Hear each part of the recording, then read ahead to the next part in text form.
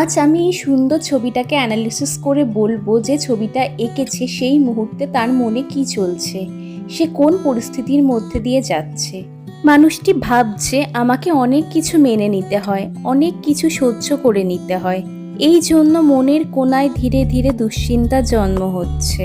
জীবনে চারিদিকে নিরাশা আর নিরাশা, ভবিষ্যৎ কি হবে সেটাই তার অজানা, কিভাবে জীবনে এগোবে তা বুঝে উঠতে পারছে না। পদে পদে এত বাধা যে তার মনে হচ্ছে পথ চলাটাই দায় হয়ে যাচ্ছে।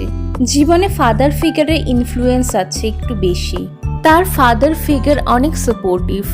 ফাদার ফিগার বলতে মূলত বাবা, আর বাবা না হলে জ্যাঠা, কাকা, মামা যে কেউ হতে পারে, যাকে সেই ব্যক্তি অ্যাজ আ ফাদার ফিগার হিসেবে পারসিভ করে। কিন্তু সেই ফাদার ফিগারের কিছু নেগেটিভ ইনফ্লুয়েন্স তার উপর পড়ে, যেমন ওনার বয়স হয়ে যাচ্ছে, ফলে ব্যক্তির নিরাপত্তাজনিত একটা ভয় কাজ করছে, হালকা হালকা কনফিউশনে রয়েছে, মনে হয় সব যেন কেমন ধোঁয়াশা, সে বুঝতে পারে না সে কি করবে।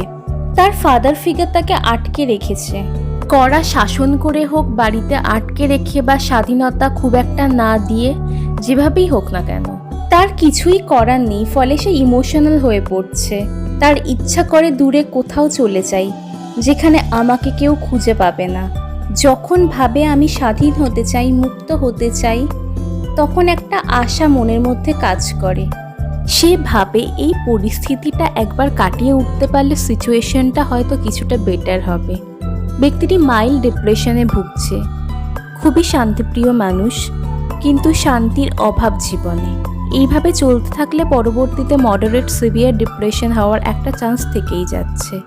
ভিডিওটা ফেসবুক থেকে দেখলে পেজটাকে ফলো করুন, আর ইউটিউব থেকে দেখলে সাবস্ক্রাইব করুন। Thank you.